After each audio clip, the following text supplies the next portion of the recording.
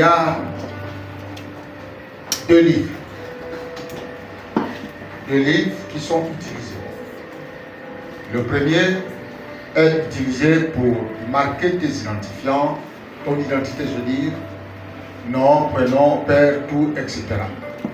Donc, qui confirme effectivement qu'il y a quelqu'un qui est né un 15 décembre 2024. Alors, ce livre existe au niveau de la mairie. Il y a aussi un livre qui existe dans lequel on mentionne la fin de ton parcours sur terre. Et ce livre-là est aussi à la mairie. Donc, c'est ce qu'on appelle acte de naissance et acte de décès. Amen. Il y a un autre livre, un troisième, qui fait partie de la vie courante de l'homme, dans lequel sont mentionnées toutes les mauvaises, je dis bien toutes les mauvaises œuvres qui sont condamnables. Et ça, on peut trouver ça au niveau de la loi. Alléluia. Si tu es un voleur, on va mettre toutes tes informations, le motif pour lequel on t'a arrêté, c'est mettre. Donc, si on te rattrape encore, on dirait non, mais cet élément est déjà connu de Jéhovah. Cet élément est déjà connu de la justice de la vie. Donc, là-bas sont mentionnés tous tes actes néfastes que tu commets sur terre. Alléluia. Et ce matin, je vais parler également de ces livres. De ces livres qui seront ouverts à la fin de notre parcours sur terre. Et vous allez comprendre, je prends ce thème parce que j'ai été inspiré et conduit par l'Esprit à venir en complément au thème du séminaire de femmes. Où passeras-tu l'éternité? Mais sachez que l'éternité va être conditionnée également par ces livres-là. Alléluia. Amen. Amen. Alors, le livre de l'Apocalypse est un livre un peu complexe. Il est vraiment complexe parce qu'il y a tellement de styles de figures, des images qui sont contenues à l'intérieur que si l'esprit ne te pousse pas, ne te conduit pas, ne t'inspire pas, il te serait difficile de comprendre. Tu vas trouver par exemple un endroit où on va dire j'ai vu un ange, le Fils de Dieu, il avait la tête d'un lion et la tête d'un agneau. Donc tout ça, c'est un livre un peu mystérieux. Un livre très très mystérieux. Alléluia. Alors ce matin, on va découvrir des choses qui sont importantes. Très importantes. On va les découvrir et on va apprendre. Vous allez comprendre que la destinée ou passer l'éternité avec Dieu reste conditionnée par l'ouverture de ces livres-là. Tu vas aller au ciel, tu veux vivre avec Dieu, mais il y a des principes pour vivre avec Dieu, pour aller au ciel. Beaucoup négligent encore leur vie sur terre et vous allez comprendre pourquoi pire les chrétiens. Donc ça va être un peu difficile. Beaucoup se sont attardés en disant non, nous avons accepté le Seigneur, chacun est libre de vivre sa vie comme il veut, mais c'est une illusion. C'est une illusion. Dieu a des principes. Si ces principes ne sont pas respectés, bien aimés, nous serons seuls. Alléluia. Amen. Voilà. Alors, mettons debout pour lire la parole de Dieu. Notre premier verset se trouve dans Apocalypse chapitre 1, le verset 19. On va beaucoup lire la Bible d'aujourd'hui. Beaucoup lire. Donc, je voudrais me faire aider par ceux qui ont une promptitude à se retrouver facilement dans certains livres de la Bible. Apocalypse chapitre 1, le verset 19. Qu'est-ce qui est dit? Alors, Jean il est demandé à Jean d'écrire les choses. Bon, on va lire le texte écrit. Écris donc les choses que tu as vues, virgule, celles qui sont, virgule, et celles qui doivent arriver après elles. Est-ce qu'on peut dire Amen? Amen. Alors, regardez la mission, on peut s'asseoir. Jean a eu la grâce d'avoir la vision de l'Apocalypse. Il a eu la grâce de voir certaines choses. La Bible dit qu'il a été ravi en esprit. Et il y a 3 choses qui ont été demandées à Jean de faire. La première était qu'il devait écrire ce que ses yeux ont vu. Et deuxièmement, il devrait écrire ce qui existe, c'est-à-dire ce qu'il voit, mais qui existe. Et troisièmement, il doit écrire ce qui doit arriver. Est-ce qu'on peut comprendre? Et le thème de ce matin, des livres seront ouverts, font partie du 3e pilier, des choses qui doivent arriver. Des choses qui doivent arriver. Donc, Jean se levait d'écrire, premièrement, bon, il peut par exemple dire, je suis arrivé à mon oncle, j'ai vu qu'il y avait, on appelle ça comment, des colonnes habillées en orange, il y avait des pots de fleurs dessus. Ça, c'est ce qui existe. Et quand je suis arrivé, j'ai peut-être eu une vision. Et pendant que j'étais dans la salle, j'ai été porté pour voir les choses qui doivent arriver demain. Donc, Jean se retrouvait dans ce niveau de relation. Écrire ce qu'il a vu, écrire ce qui existe, écrire ce qui doit arriver. Bien. Donc, le thème de ce matin fait partie des choses qui doivent arriver. Donc, le volet 3, ce qui doit arriver. Celles qui sont, celles qui doivent arriver, après quoi? Après elles. Donc, il faut d'abord que certaines choses se manifestent avant que n'arrivent celles qui doivent arriver. Alléluia. Amen. Alors, lisons le chapitre 5. Nous sommes toujours dans l'Apocalypse. Le chapitre 5.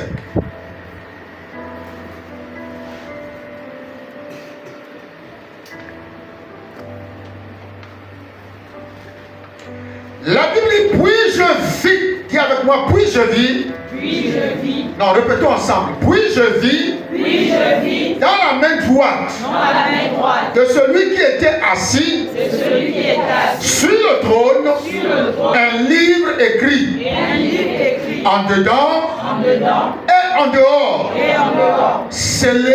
Scellé. De 7 sceaux. De 7 sceaux. Alléluia. Amen. Alors, je dis.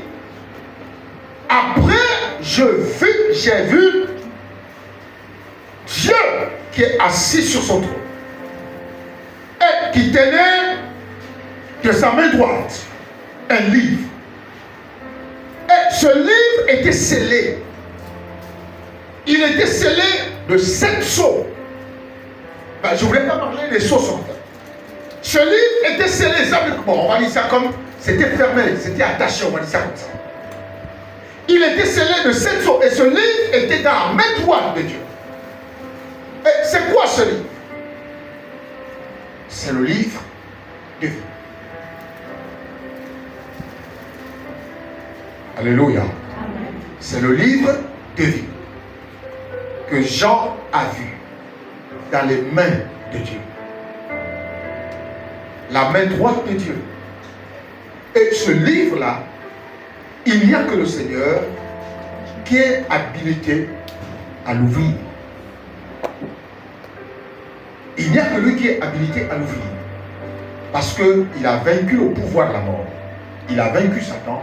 Il a vaincu la mort. En un mot. Et il est la seule qui est habilité à ouvrir ce livre-là. Alors, le livre de vie contient quoi? Le livre de vie contient les noms de tous ceux qui ont été rachetés. Les noms de tous ceux qui ont été rachetés sont contenus à l'intérieur de ce livre-là. Il y a des gens qui ont toujours pensé que lorsque Dieu a déjà écrit ton nom dans le livre de vie, c'est fini, on ne peut plus l'effacer. C'est un mensonge. Et je vais vous le démontrer que les noms peuvent être effacés. Alléluia. Les noms peuvent être effacés.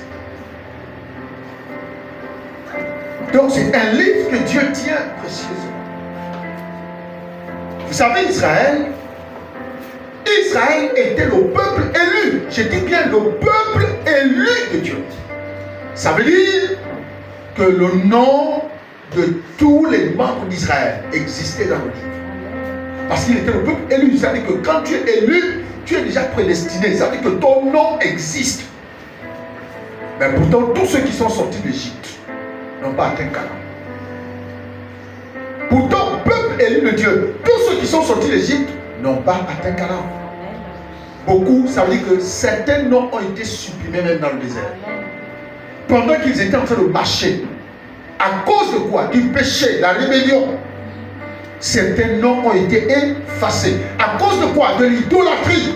Et je vous l'ai démontré la dernière fois que lorsque tu adores, tu établis un faux, alors que la loi de Dieu ne te le recommande pas, tu commets l'iniquité. Et la Bible dit, ces personnes-là, leurs noms ont été effacés du livre de vie.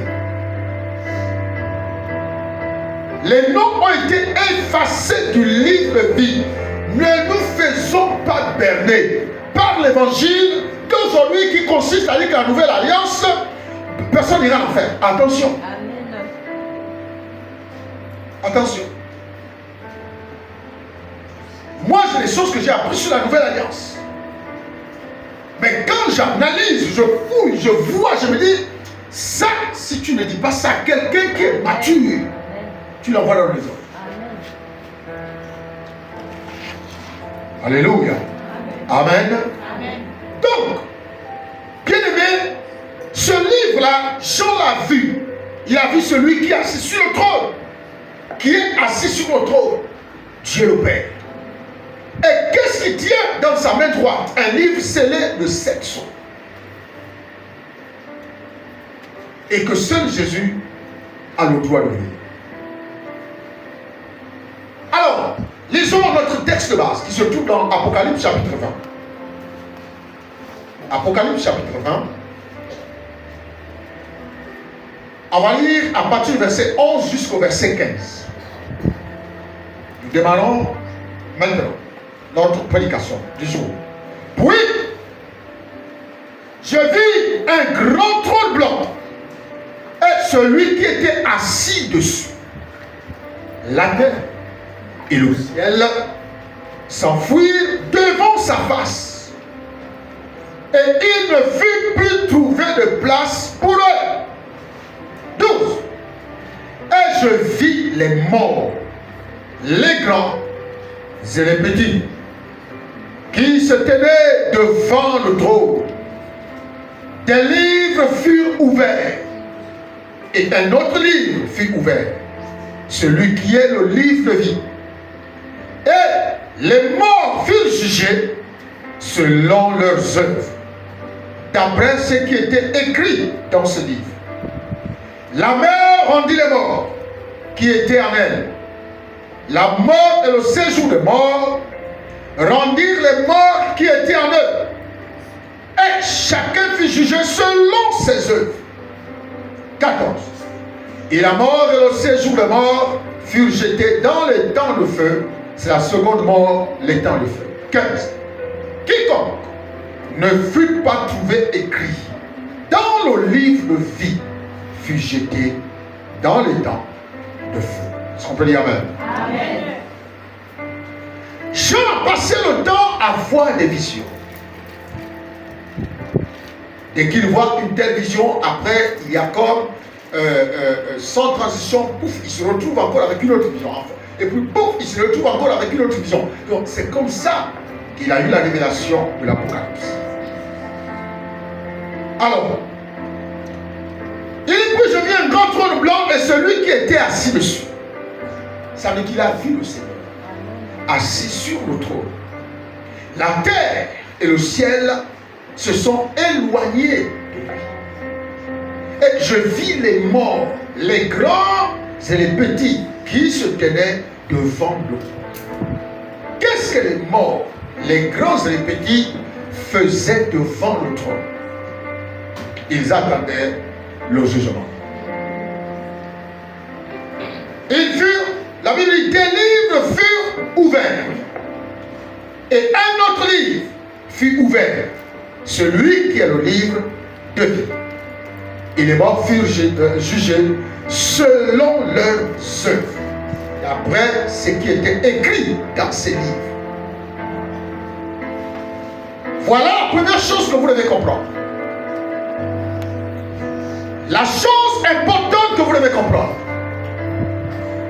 Chacun est libre de vivre sa vie comme il veut. C'est pourquoi vous voyez, Salomon parle dans Ecclésiaste. Livre ton cœur à la joie. Fais ce que tu veux de ta vie. Vis comme tu veux. Mais sache que tout ce que tu es en train de faire, tu comparaîtras au jugement. Devant le jugement, le tribunal de Dieu, tu comparaîtras. Tu peux refuser de venir à l'église. Tu peux vivre ta vie à 100 heures comme tu veux.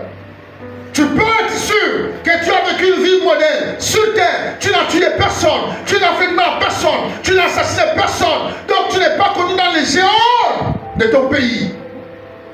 Mais il y a un autre tribunal qui nous attend. Amen. Et ce tribunal-là, le tribunal que nous avons ici, ne juge pas les pensées. Amen. Les mauvaises pensées. Le tribunal que nous avons ici ne juge pas les mauvaises pensées. Le tribunal que nous avons ici ne sait pas que tu es en train de me critiquer pendant que je prêche. Mais seul Dieu sait. Est-ce que tu me comprends? Ça veut dire que tu peux avoir un semblant d'une bonne vie sur terre. Mais ce n'est pas la même chose au ciel. Au ciel, on te dira, sur la terre, tu avais ta bonne vie. Ici, viens voir ta vie. Viens voir à quoi ressemble ta vie. Alléluia. Et toi-même, tu es surpris. Oui, non, mais regarde comment je vis. Je suis en voiture, regarde, je suis en VX. Regarde, même quand j'en ai critiqué quelqu'un, je dis non, je ne suis pas là. Regarde, je n'ai assassiné personne, je n'ai rien fait. Maintenant, on va mettre le système de solo. Dites avec moi, système de solo. Les pensées que tu avais toujours en mal, contre moi, ces pensées vont commencer à résonner. Il aime faire le malin. Il aime faire le malin. Tu entends seulement ça. Il aime faire le malin. Il aime faire le malin. Il se croit pour qui? Il se croit pour qui? Depuis qu'elle travaille, elle pense qu'il y a que... Donc toutes les pensées que tu avais dans le cœur vont commencer à résonner. Tu vas commencer à les entendre de manière audible. Amen.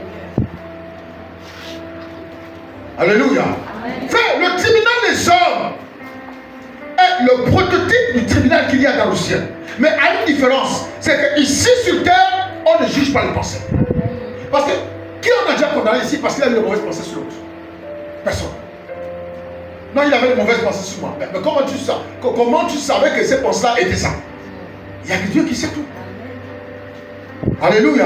Et je vis les morts et les petits. Les grands et les petits. N'est-ce pas? Ils étaient quoi? Devant le trône de Dieu. Dieu est assis. Et ils sont des milliers de personnes. Et chacun doit être jugé. En fonction de quoi? De ce qui était écrit dans ces livres. Dès que tu nais, c'est fini. De la même façon que tu as un acte de naissance, dans le ciel, tu as un livre de tes actes. Chacun a un livre. C'est pourquoi on dit des livres furent ouverts. Donc celui de la vie. C'est-à-dire que le livre de vie, il est seul. Il n'y a pas deux, il n'y a pas trois, il n'y a pas quatre. C'est un seul livre qui contient des milliers et des milliers de personnes qui ont été rachetées sur terre. Mais le livre, les livres des actes, c'est chacun son affaire. Amen. Bouge là.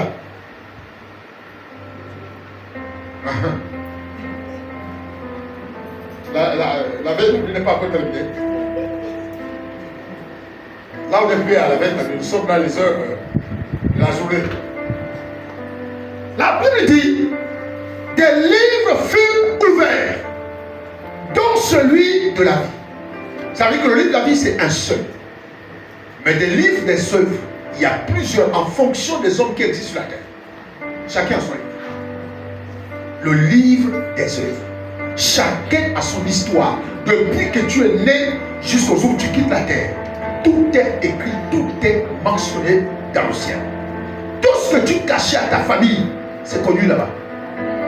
Tout que tu faisais en secret est connu là-bas. Rien n'échappe au ciel. Ta façon dont tu vivais sur terre, un peu à gauche, les parents te voient un modèle. Au ciel, on ne te voit pas un modèle. Parce que les actes que tu fais dans le noir, dans le secret, tout est mentionné là-bas. La Bible dit, les yeux de Dieu parcourent la terre. Il n'y a rien caché aux yeux de Dieu. On va dire, non, mon fils là c'est modèle, ma fille c'est elle. Non, ma fille est modèle. Non, elle, lui c'est modèle. Ce sont les hommes qui pensent que tu es modèle. Mais pour Dieu, tu es connu. Tu es vu comme dans un miroir. Tu es vu comme dans un miroir. Donc tes morts furent jugés. Ça veut dire quoi? Que chacun rendra compte de la manière dont tu as vécu sur terre. Alléluia. Amen. Il y aura des œuvres. Les œuvres, c'est-à-dire ton comportement, ton langage, les choses que tu faisais, tout ça, c'est mentionné. Il y aura aussi un côté, j'ai envie de dire spirituel, où lorsque Dieu te dira, tu es remonté ici, après 80 ans. Il te dira, je t'ai laissé près de 80. Bon, on va mettre même pas 80. À partir du moment où tu as commencé à prendre conscience, on prend, vous prenez même 18 ans ou même 15 ans et vous soustrayez de 80. Il te dira, je t'ai laissé près de 60 ans pour prendre conscience, pour que tu viennes vers moi. Tu ne l'as jamais fait. Pourquoi tu ne l'as jamais fait? Il dit, je t'ai laissé longtemps. Tu es tombé malade, je suis arrivé pour te guérir. Tu as eu des soucis, j'étais à tes côtés pour que tu ne viennes pas en faire. Juste parce que je veux que tu prennes conscience, que tu te repentes de tes mauvaises œuvres pour que ton nom soit écrit dans le livre de vie. Et toi tu dis non, je ne voulais pas. Parce que la dernière fois, le frère là il m'avait parlé comme ça, ou telle personne m'avait dit ça, ça m'a refroidi, je suis allé m'asseoir à la maison. Frère, tu rends compte à Dieu. Assois-toi à la maison comme tu veux. Fais ce que tu veux. Mais tu ne chapperas jamais, jamais au grand jamais. Pendant que tu es vivant, pendant que tu te lèves tous les matins que tu respires, bénis Dieu. Bénis Dieu. Et fais tout pour te rapprocher de lui. Parce qu'il te dira, je vais te laisser le temps. Vous savez, au ciel, il n'y a plus de nouvelle naissance au ciel. Au ciel, on n'accepte plus Jésus. Jésus, on l'accepte ici. En fait, pour aller au ciel, il faut avoir eu Jésus dans ton cœur. Si tu n'as pas eu Jésus dans ton cœur, là-bas, il n'y a rien. Même si, comme on dit de l'autre côté, on te fait le mestre requiem, parce que le principe de mestre requiem, c'est que Dieu puisse pardonner tes péchés là. Dieu ne pardonne pas les péchés en haut, Dieu pardonne les péchés sur terre. Jésus n'est pas mort pour les gens qui sont en haut, il est mort pour les gens qui sont sur terre. Alléluia. Donc il n'est pas mort pour les anges, il est mort pour les hommes. Les anges sont déjà avec lui là. Donc quand tu meurs ici, tu n'acceptes pas Jésus. Frère, il n'y a pas d'autre voie. Même si tu étais l'enfant du pasteur, tu vas direct. Parce qu'à partir du moment où tu es l'enfant du pasteur, tu es conscient. Tu sais qu'on ne doit pas insulter. Tu sais qu'on ne doit pas voler. Tu sais qu'on ne doit pas forniquer. Tu sais qu'on ne doit pas commettre ceci. Tu sais. Mais toi, tu l'as fait. Dieu ne va pas dire, bon, Christian, toi, je t'envoie en faire à cause du péché de ton fils. Nous l'avons vu ici sur l'iniquité. Il a dit, Dieu ne fera pas tomber le péché de l'iniquité de l'enfant sur le père. Ou l'iniquité du père sur l'enfant, par exemple. L'âme qui pêche est celle qui mourra. Quelqu'un me comprend? L'âme qui pêche est celle qui mourra, même si cette âme-là appartient à un lien avec le pasteur. Est-ce que parce que, comment on l'appelle, Marie, la sœur de Moïse, est-ce que parce qu'elle était la sœur d'un grand leader qui parlait avec Dieu face à face, qu'elle n'a pas été frappée de l'épée? Elle a été frappée de l'épée à cause de quoi? De sa rébellion. L'âme qui pêche est celle qui meurt. Quelqu'un me comprend? Voilà. C'est bien de dire que ma mère elle est bien engagée dans la foi. D'accord. Ta mère prie pour toi matin, midi et soir. D'accord. Mais si toi tu ne te repens pas, c'est direct en enfer. Direct. Quand tu dis non, regarde le Seigneur, regarde même ma mère. Regarde comment elle entre pied, prie même pour moi. Oui, d'accord. Parce que toi tu as pris conscience de chaque fois qu'elle a fléchi les genoux. Est-ce que tu as pris conscience que c'est larmes, c'est pleure devant moi pour toi? Non, tu n'as jamais pris conscience. Alors, dommage, tu vas te séparer avec ta mère. Ta mère va à la demeure éternelle, à la félicité éternelle, et toi tu vas au feu éternel. Alléluia. Et là, il n'y a pas d'autre choix. Là-bas, il n'y a pas qu'on va plaider. Il n'y a pas. Seigneur, c'est mon fils, c'est bien. Regardez le pauvre, le riche et le pauvre. Quand ils sont arrivés là-bas, qu'est-ce qui s'est passé? Le pauvre, il n'est pas allé au ciel parce qu'il était pauvre. Attention, il n'est pas allé au ciel parce qu'il était pauvre. Il est allé au ciel parce que non seulement il était pauvre, mais il craignait Dieu. Voilà. Donc il était pauvre, oui, mais il craignait Dieu. Le riche, il avait ses moyens, il s'en foutait derrière l'église. Et c'est comme ça que souvent beaucoup sont. Même dans l'église, dès qu'il a un petit travail, il n'a plus le temps pour l'église. Dès qu'il a une petite activité, il n'a plus le temps pour l'église. Le riche se tracassait. Donc quand il meurt, le pauvre va dans le sein d'Abraham. Et le riche va dans le séjour de l'homme. Et là-bas, il commence à crier, Père Abraham, envoie le pauvre tremper son doigt dans l'eau pour qu'il vienne au moins, voyez la goutte là, voyez quand vous trempez le doigt, la petite goutte là qui tombe là. Il dit, pour que moi cette goutte là vienne me rafraîchir. Il a dit impossible. Ici, ce n'est plus possible. Sur la terre, tu avais le temps de le faire. Il dit, même si on te ressuscite là, il dit, non, pardon, permets que je retourne d'abord, j'aille aviser ma famille pour dire de ne pas venir ici. Le Seigneur a dit, c'est pas possible. Même si on ramène les morts, ils ne vont pas croire. Ils ne vont pas croire. Ils ont les prophètes. S'ils ne croient pas aux prophètes, ce n'est pas aux morts qu'ils vont croire. Amen. Amen. Donc, chacun fut jugé selon ses œuvres. On était où là? Hein? On est où? Quel chapitre? Hein? Chapitre d'abord. Donc chacun fut jugé selon ses œuvres. La Bible dit, la mer rendit les morts qui étaient en elle. La mer, c'est-à-dire tous ceux qui ont fait naufrage dans la mer. Tous les corps qu'on n'a jamais retrouvés. Le jour là, la mer va les rendre. Pourquoi la mer va les rendre? Pour aller être jugé. Quelqu'un va penser que non, je suis tombé dans la mer, donc c'est pas faute. Non, tu es tombé dans la mer, tu as fait naufrage, tu t'es noyé, tu comparaîtras. Donc, le jour du jugement, tout ce qui est dans la mer, les morts qui figurent en elle, la mer va avoir une indigestion. La mer va tous les vomir. Et quand la mer va les rendre, la mer les rendra vivants. Pour aller subir le jugement. La Bible dit, chacun sera jugé en fonction de ce qui est écrit dans les livres. Amen. Amen. Le séjour des morts. La mort et le séjour des morts rendirent les morts qui étaient en eux. La mort et le séjour des morts rendirent les morts. La mort, c'est quoi? C'est un esprit. C'est un démon. La mort et le séjour des morts, c'est un démon. C'est-à-dire celui qui est chargé d'exécuter une personne. C'est lui la mort. Qui est chargé d'exécuter une personne, c'est lui la mort.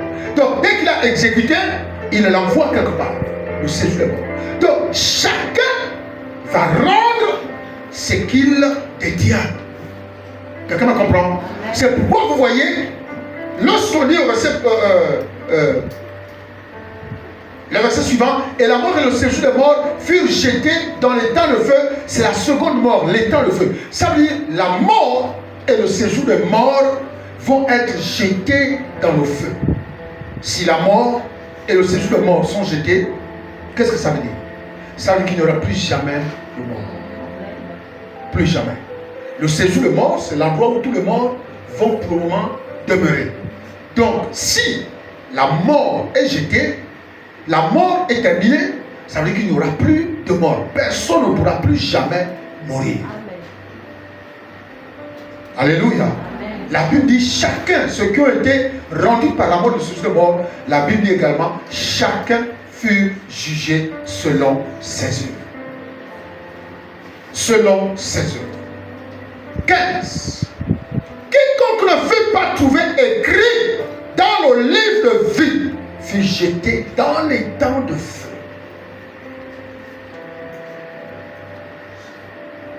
L'objectif quand on vient s'asseoir dans l'église, écoutez-moi, je vais vous dire ça. Lorsqu'on vient à l'église, l'objectif premier n'est pas venir trouver un mari, n'est pas venir trouver une femme, n'est pas venir trouver un travail. C'est pas ça le rôle de l'église. Le rôle de l'église, c'est de vous amener au ciel. C'est pas le travail, le mariage, comme on dit là, voyager. C'est pas ça la vision. Venir à l'église, c'est pour venir entendre la parole de Dieu qui te prépare à aller au ciel. C'est ça l'objectif premier. Mais comme nous avons un Dieu d'amour, un Père de miséricorde, compatissant, il sait qu'on a des besoins. C'est pourquoi il dit, avant même que vous le priez, je sais de quoi vous avez besoin. Donc, il sait que ses enfants ont des besoins. Alors, il fait tout pour les combler. Mais la vision principale, regardez, quand Adam et Ève ont péché, quand Dieu a créé Adam et Ève, il a créé Adam et Ève dans la bénédiction. Quand Adam et Ève sont arrivés, ils ont trouvé qu'ils étaient dans un jardin qui avait tout. Ils avaient tout, mangé tout ce qu'il faut, ils avaient tout. Alors qu'est-ce qui se passe? Il y a eu la rupture. Le péché est rentré dans le jardin. Et quand le péché est rentré dans le jardin, Dieu ne s'est pas contenté de régler les problèmes, de trouver le célibat, de trouver la femme. Dieu s'est contenté de régler, c'est-à-dire de ramener l'homme à lui. Pas de chercher à lui donner une voiture, pas de chercher à lui donner un consommateur, pas de chercher à lui donner un mari ou une femme. Non! Il s'est préoccupé de ramener l'âme de l'homme qui s'est égaré vers lui. Quand on vient à l'église, mais quand on vous invite pour l'église, ce n'est pas que on t'appelle parce que il faut que tu aies un mari ou bien il faut que tu aies une femme. Mais non. La personne se préoccupe de ton âme. De ton âme. Toi, ça ne te dit rien. Mais la personne qui a découvert les Écritures, c'est que ton âme est en danger. Ton âme est en danger. Si tu ne te convertis pas, mon Dieu, aucune mère, aucun père ne peut voir son enfant souffrir. Et c'est cette peine, cette douleur qui anime chaque parent.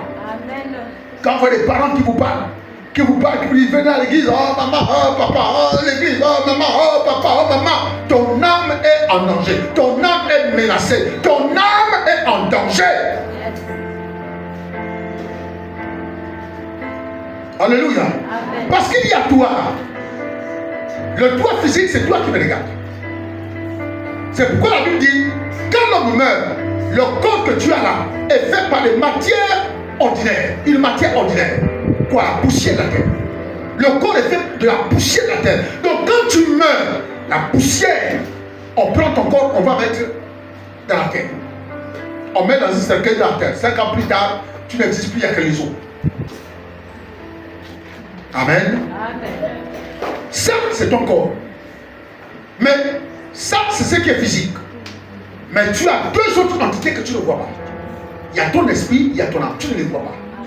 Tu ne sais même pas faire la différence entre nous. Tu ne sais même pas ce qui te permet de respirer. Chaque matin quand tu te lèves, c'est l'esprit, le souffle de vie que Dieu a soufflé en toi quand il t'a formé avec la poussière de la terre. Maintenant, quand tu meurs, le souffle retourne à qui? À celui qui l'a donné. Que tu sois païen ou que tu sois chrétien, Dieu récupère son souffle. Parce que le souffle de Dieu est sur le païen et sur le chrétien. Donc, à la fin de la vie, Dieu récupère le souffle là. Ça n'a rien à voir avec, non, lui il était païen, il était chrétien. Non, non, non. Le souffle est dans tous les hommes. Ceux qui vont à l'église et ceux qui vont même chez les francs-maçons. Le souffle de Dieu, c'est-à-dire le souffle, le fait que l'homme est une essence vitale, c'est-à-dire le souffle de Dieu qui est en l'homme. Donc quand l'homme meurt, Dieu récupère son essence vitale qui est le souffle. Il récupère ça. Le corps est dans la tombe. Le souffle, Dieu a récupéré, alors il reste une entité. Donc toi qui es spirituel. Alléluia. Et c'est ton âme. C'est ton âme. C'est cette personnalité intérieure, spirituelle. Donc tu n'accordes jamais de la valeur. mais qui est à l'origine de tous les actes que tu fais dans la vie. Commettre le péché du sexe, aller boire le vin, insulter les gens, aller faire ceci, aller faire cela. Ça, c'est l'âme. Et c'est celle-là qui va être jugée pour aller répondre de toutes les actions négatives qu'elle aura commises sur terre. Le mensonge, les calomnies, les critiques, tout ça, c'est là. Donc, la terre retourne à la poussière, le souffle retourne à Dieu, l'âme attend d'être jugée. Quelqu'un me comprend? Amen. Amen. Alléluia. Amen.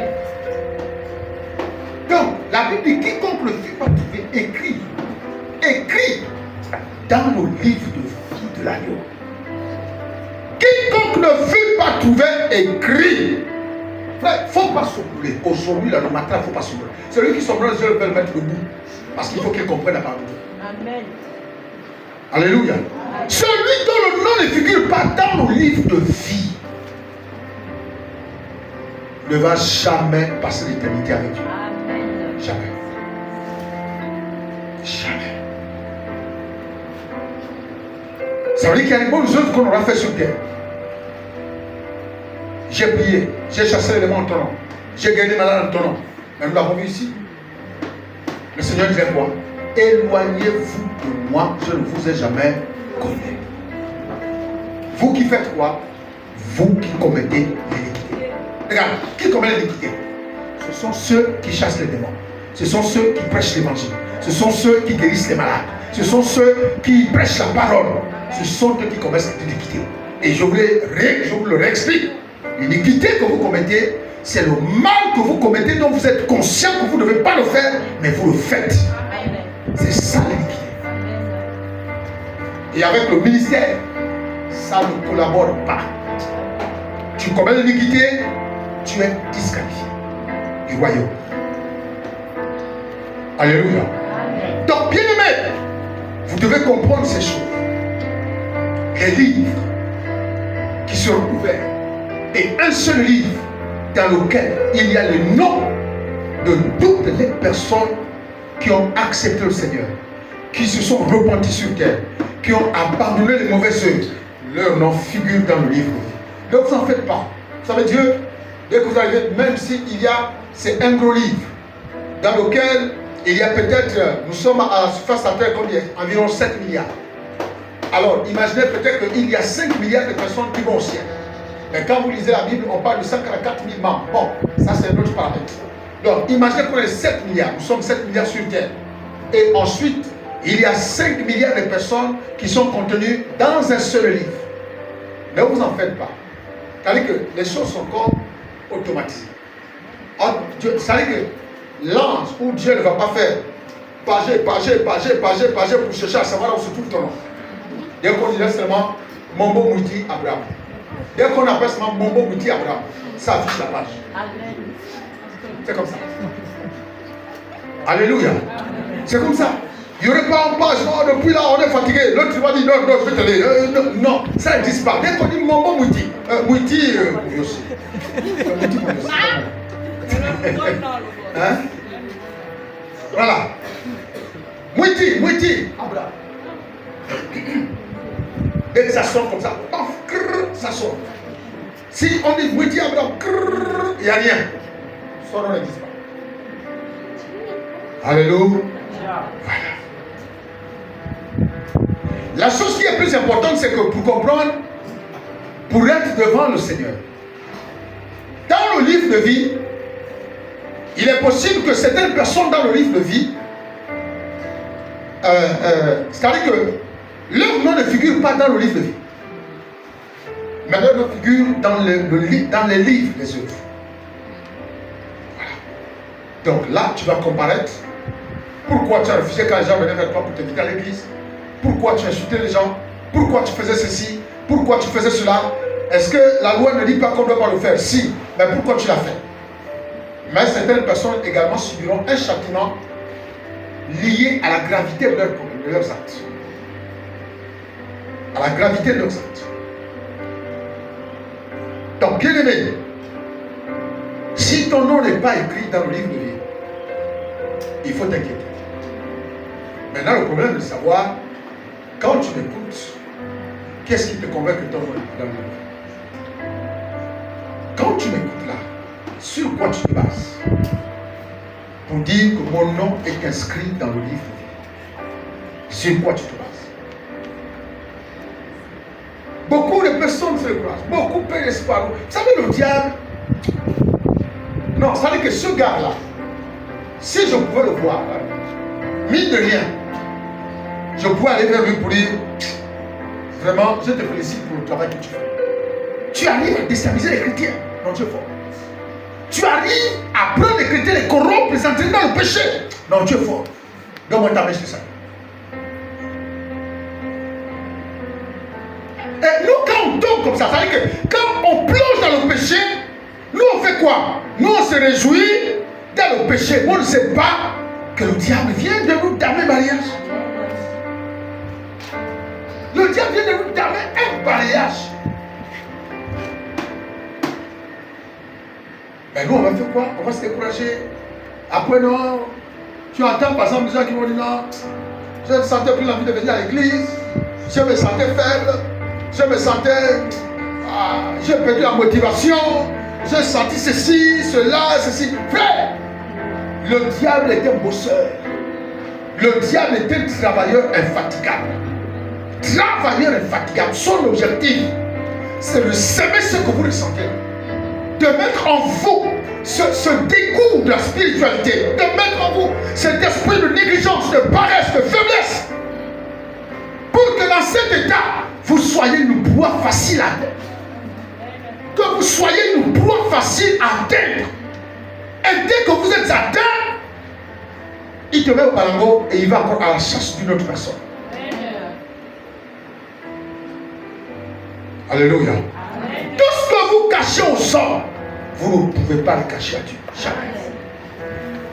Comme je suis l'habitude de dire, il y a 3 personnes qui ne peuvent pas se mentir. Il y a toi. Parce que tu ne peux pas mentir à ta conscience. Tu sais ce que tu as fait hier. Tu sais avec qui tu étais hier. Tu sais ce que tu as dit hier. Ta conscience, tu ne peux jamais la tromper ou la mentir. La deuxième personne, c'est Dieu. Tu ne peux pas mentir à Dieu. Et Satan sait également quand tu mens et quand tu dis la vérité. Donc ta conscience, Dieu, ça, tu ne peux pas le mentir. Déjà quand tu es dans le mensonge, le diable, il se sent élevé. Parce que tu es dans sa pratique des œuvres négatives. Mais tu ne peux pas te mentir à ta conscience. La conscience, c'est quoi? Je vais t'expliquer ce que c'est la conscience. Peut-être que je ne sais pas tenir la conscience. Tu vois la conscience, si tu as menti, hier tu es parti mentir, et tu es en face de moi, je te dis, Nel, comment tu peux aller me critiquer? Oh mon papa, je ne l'ai pas fait, c'est pas comme ça, les choses ne sont pas passées comme ça, c'est telle personne qui a dit ceci, telle. Mais ta conscience sait que tu es en train de mentir. Ta conscience sait que tu es en train de mentir. Mais tu te bats pour ne pas accepter que tu as fait le mal. Donc tu préfères, tu demeures, non, je ne l'ai pas fait, papa, c'est pas moi. Mais ta conscience à toi. Ta conscience à toi. Et puis même, quand tu vas encore voir Lionel, tu dis à Lionel, non, je ne comprends pas, on m'accuse. Alors que tu sais que c'est vrai. Tu sais que c'est vrai. Ça, c'est la conscience. Tu ne peux pas mentir à ta conscience. Alléluia. Alors, vous voulez passer l'éternité avec Dieu. Tu veux passer l'éternité auprès de Dieu. Parce que c'était ça le thème du séminaire de femmes. Où passeras-tu ton éternité? C'est-à-dire, après ta mort, tu vas aller où? Après ta mort, là, quand tu quittes la terre, là, tu vas où? Les parents m'ont dit, nous l'avons accompagné à sa dernière demeure. Ils t'ont menti. Alléluia. Il repose à sa dernière demeure. C'est le mensonge. C'est le mensonge. La demeure là, aucun homme ne peut t'accompagner là-bas. Les hommes t'accompagnent à la tombe. Mais la dernière demeure, aucun homme n'y arrive et revient. Tu me comprends? Voilà. Quand lui-même dit qu'on t'accompagne à sa dernière demeure, lui-même il ne sait même pas là où il va. Parce que ta demeure doit être soit avec Dieu, soit avec le diable en enfer. Soit avec Dieu, soit avec le diable en enfer. veux passer l'éternité avec Dieu, rassure-toi que ton nom est écrit dans le livre de vie. Regardez Moïse, Exode chapitre 32, vous allez comprendre que le nom s'efface. Exode 32. Là, nous sommes dans Exode, au commencement.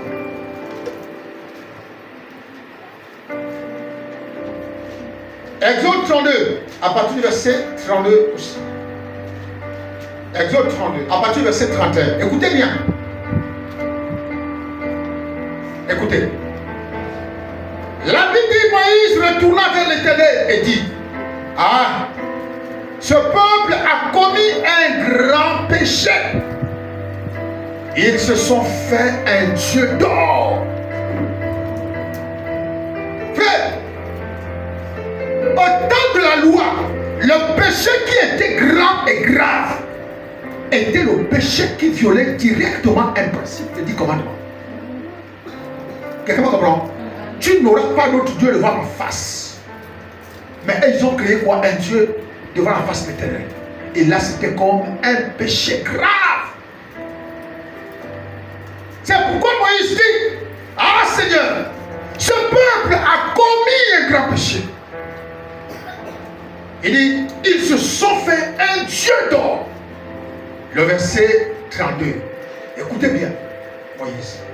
Moïse joue la sentinelle, l'intercesseur en faveur de ce peuple. C'est pourquoi beaucoup ne comprennent pas le travail que les leaders font pour leurs âmes. Ils ne connaissent pas, ils ne comprennent pas. Non. Il dit, pardonne maintenant leurs péchés. Oui, Père, ils ont commis un péché grave. Oui, Seigneur, ils ont adoré notre Dieu alors que tu l'as interdit. Il dit, je te prie pour ce peuple. Pardonne-leur. Pardonne leurs péchés maintenant. Et il dit quoi? Et il y a lieu. Sinon, il dit, sinon, efface-moi de ton livre que tu as écrit. Alléluia. Moïse avait connaissance de l'existence de ce livre. Est-ce que vous comprenez? Moïse avait connaissance de l'existence de ce livre.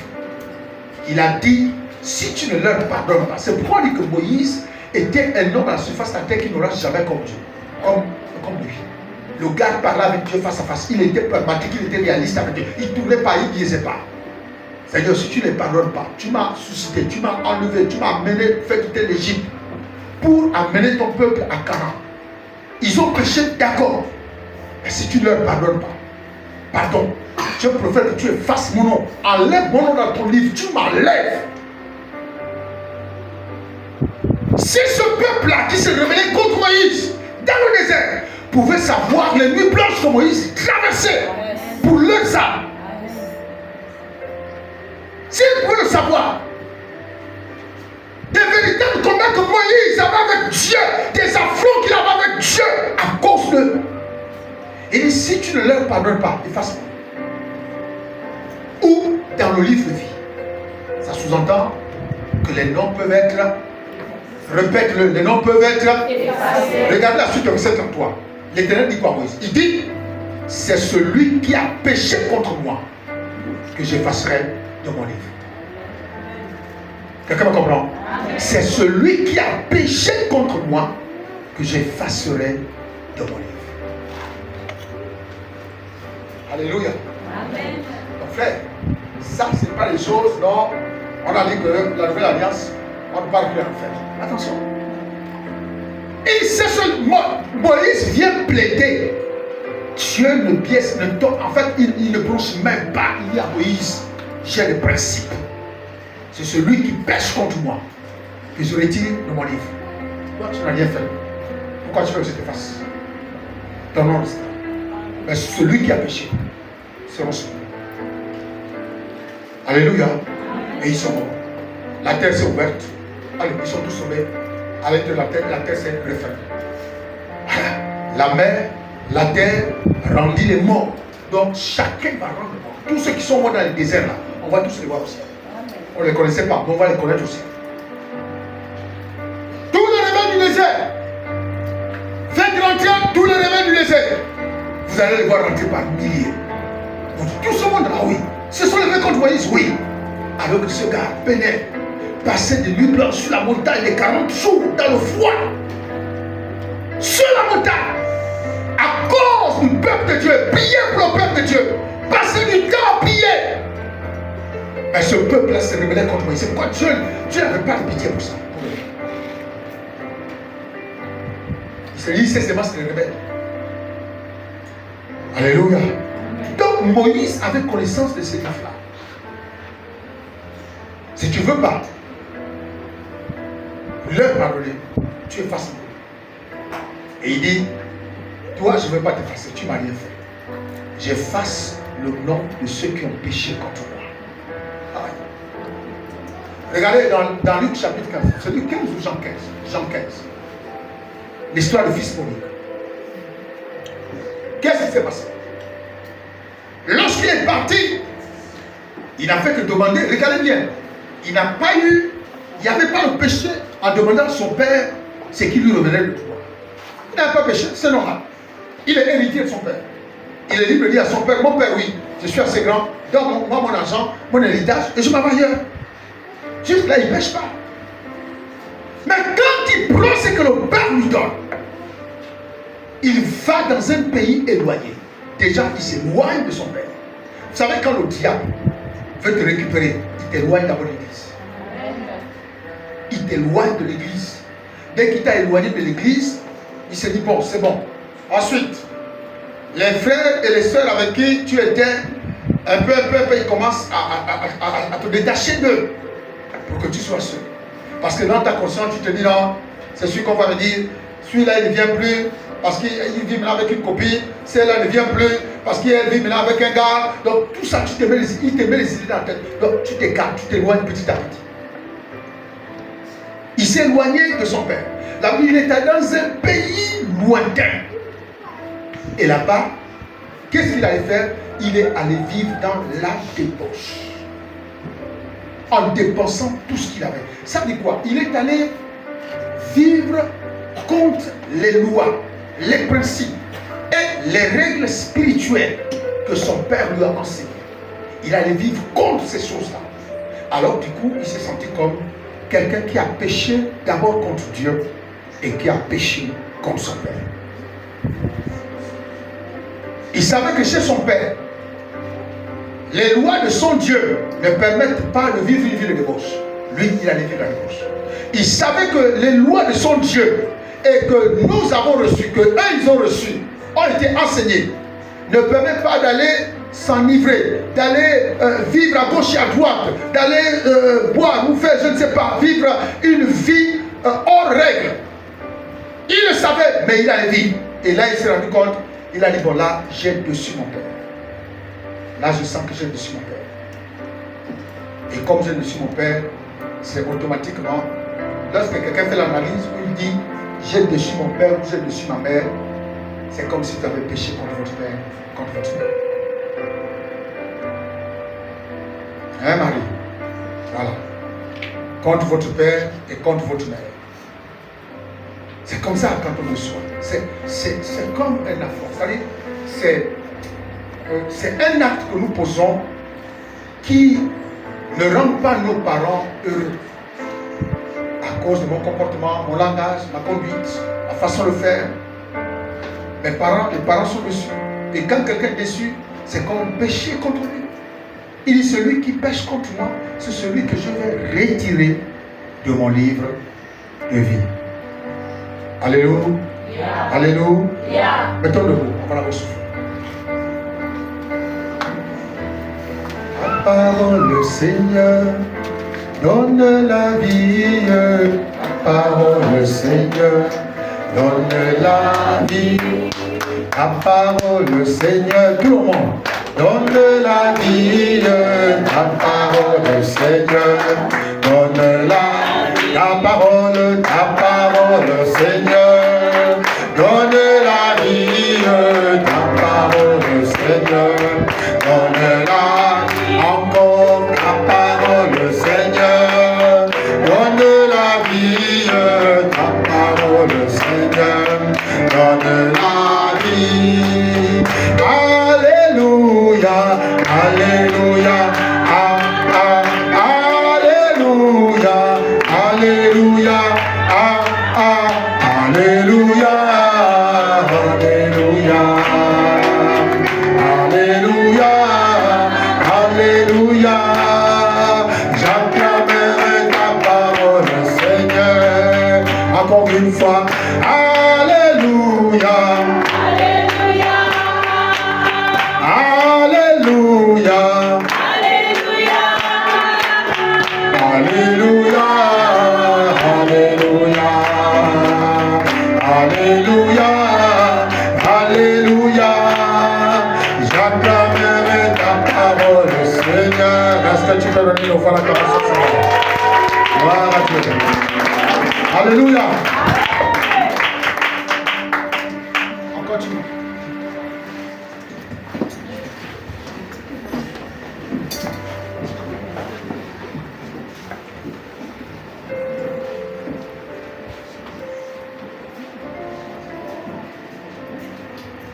Donc, la seule présence de ton nom dans le livre de vie te donne accès immédiatement au royaume des cieux.